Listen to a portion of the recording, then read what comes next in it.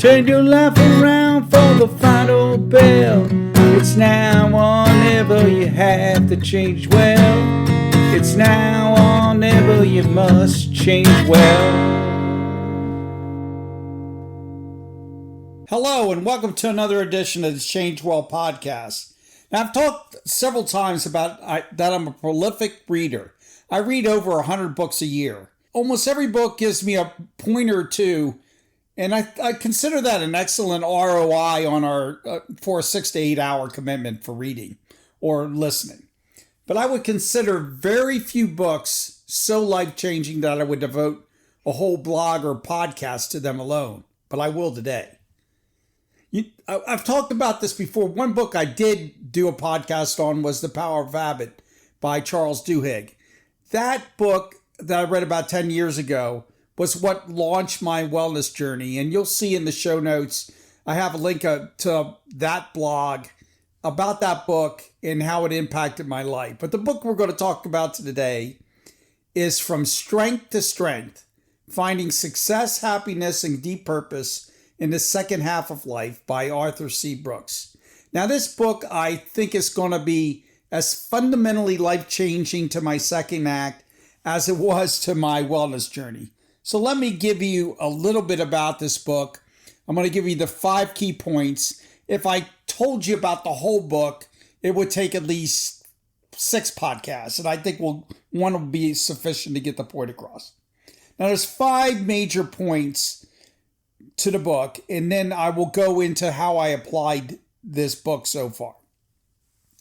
The first thing is you have 2 types of intelligence during your life. The first one is called fluid intelligence, and this is the kind of intelligence that allows you to innovate. It's defined in Brooks's book. Fluid intelligence is the ability to reason, think flexibly, and solve novel problems. Now, this kind of intelligence drives most innovation, and as I said, it dissipates when you're about 30 or 40 years old, about the time of a midlife crisis. And you can see this. Most of the famous people's findings are when they were young. Think about Albert Einstein and the theory of relativity.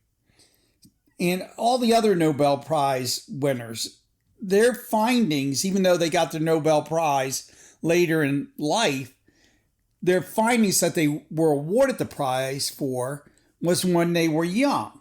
But for us that are past 40, fluid intelligence starts giving away to what's called crystallized intelligence. And that's defined as the ability to use a stock of knowledge in the past. And the thing is, just think of it like a library. Your mind gets a lot of information, and then it becomes this larger and larger library.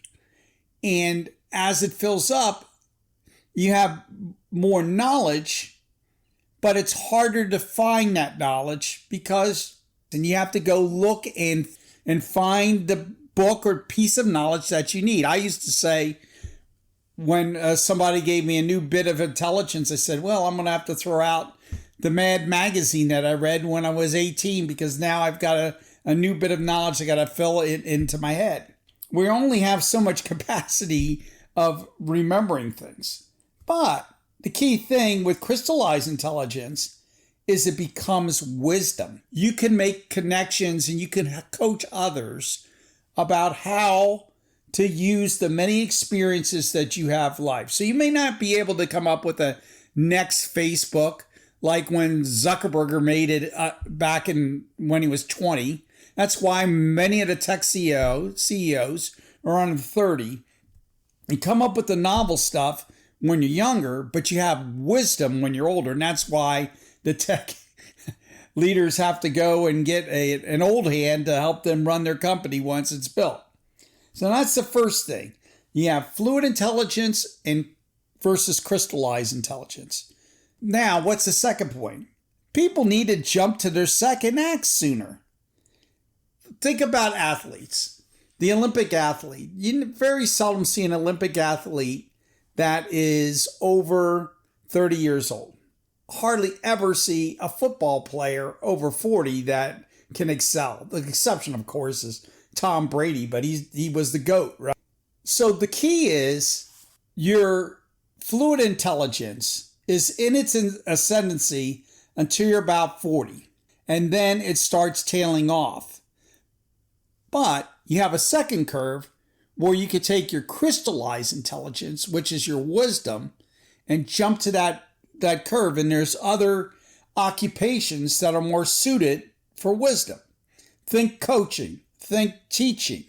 That's why we have people that were formerly great CEOs jump up to the chairman of the board as advisors, right? They are going to their second act where they are going to use their wisdom. So that's the second thing, is you need to jump to your second act sooner in most occupations. So why don't we do it? It's because we have success addiction. That's the term that Brooks uses. Brooks points out in his third chapter that success addiction causes us to hang on even when we are missing a step. We know this. It's like that's when everybody starts getting midlife crisis. And he illustrates the problem in the following paragraph related to one of his friends. We know in our hearts that the objectification of others is wrong and immoral, but it is easy to forget that we can do it to ourselves as well. My financier friend had objectified herself to be special, with a self-definition that revolved around work, achievement, worldly rewards, and pride. Even though that object was slowly eroding, she was too attached to her worldly success to make the changes that could now bring her to happiness. Now I can relate to Brooks and Brooks's friend. I've foregone vacations, time with family, and cultivating friends because I did not want my work colleagues to think I was slacking. Also, just think about our literature and our plays. They're rife with examples of people who pursued work success over family friends. The most poignant one, and one of my favorite plays, and one of the greatest plays in American history, is called The Death of a Salesman. And what did Willie Loman do when he could no longer go on the road? He couldn't talk as fluently. He committed suicide after losing his job. And he was just on the point of paying off his house and having the time to jump to his next act. In fact, his wife asked him to ask his boss to allow him to stay in town and be coaching the new salespeople. And he refused to do it because of his pride. He could not jump to his second curve. So the key point is, we all have at least two acts in us. The first one is based on fluid intelligence. The second is based on our wisdom. And we need to jump to the one with wisdom so we can cultivate what is going to be meaningful in our second act, which is not success so much, material success, but family and friends and all the things we neglected in our first act. Now, how do you get there? Well, you have to chip away to a new you. You're not going to get off the success wheel in one swoop or one jump. The best way is not to jump all at once, but to start chipping away at it first. It's like a sculptor. You're sculpting your second act and chipping away all the material and the pride and everything else so you can go on to become a coach and be a closer friend to others.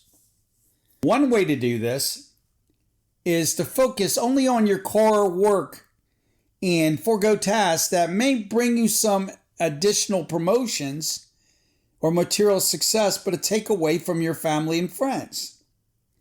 A further recommendation that Brooks uses is to cultivate your aspen grove. What is an aspen grove? Well, each aspen tree is large, but has a very shallow individual root system. An aspen grove is the largest living organism in the world. Why? The roots of the individual trees in the grove are interconnected. Brooks explains this metaphor as such: we may look solitary, but we form a vast root system of family, friends, communities, nations, and indeed the entire world. The inevitable changes in my life and yours aren't a tragedy to regret. They are just changes to one interconnected member of the human family, one shoot from the root system. The secret to bearing my decline, no, enjoying it, is to be more conscious of the roots linking me to others. If I'm connected to others in love, my decrease will be more than offset by the increase to others. I wish I wrote that. That's amazing. Now, I followed this advice before reading this book. About 5 years ago, I began chipping away at the old me and moved on to my second act. At the time, I was working on a full-time job. I just reached a milestone birthday, and I said I needed to start making a shift. So, like any good blogger, I made an acronym for my second act.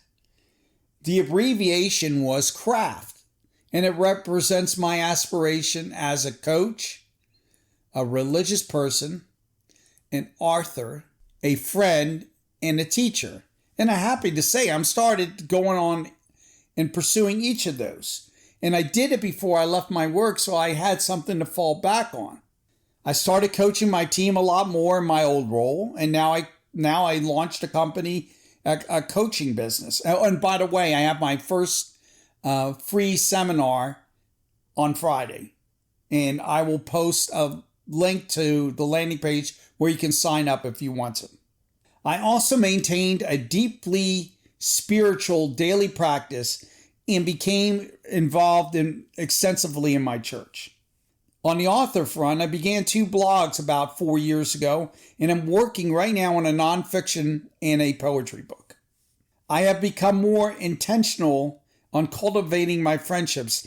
Unfortunately, this is the part of craft that I'm still working on. And lastly, my favorite thing right now is I teach twice a week high schoolers in math. These activities cannot replace my old work regarding material success, but they more than make up for it in terms of happiness, purpose, and success. So the 5th point is, what does the new you look like? Now, I really love how Brooks closes out his book, and he closes with 7 words that he strives for to follow in his second curve or second act. Use things, love people, and worship the divine. Now, by this, he means you use things. You don't get attached to them. So you use them, but instead you love people. You try to foster and build the relationships that are going to sustain you through your second act. And the last is worship the divine. Now, my divine and your divine may be different, but what it means is you worship something other than yourself, and you're looking to a higher purpose. But I want to end with a poem that came to me while meditating on my first act and contemplating the second. And as we move on to our second season, we should focus on the goodness of this world and forego trying to be too great in material success. I've read this before, but I twisted a little bit for this one. Be good, not great, for the time is late, and we have but a day to show the way. Seek kindness, not power, make love a tower. Your heart the leaven to seek out heaven. Take time, don't wait, for eternity is our fate if we do what is asked and complete our task. Seek peace, not fame, as your temptations you tame, for the time is late. Be good, not great. So don't wait. If you're in your second season, start your second act. Jump onto the second curve of crystallized intelligence and foster your aspen grove, as Arthur Brooks said, and move on to a better you and a better life. And until next time, this is Don Greer saying, change well.